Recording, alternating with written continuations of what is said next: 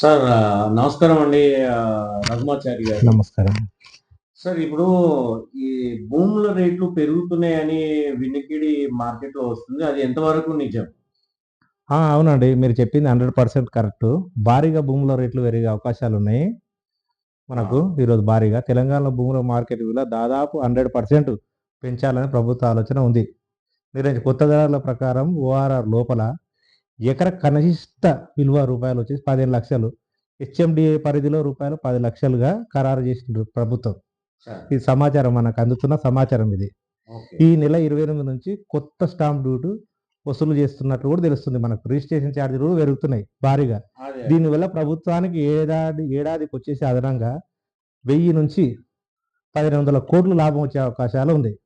ఖచ్చితంగా మీకు ఏమన్నా తీసుకోవాలని ఆలోచన ఉంటే 100% ఇప్పుడే తీసుకోవాలి. స్టాంప్ డ్యూటీ కంటే ముందు తీసుకోవాలి.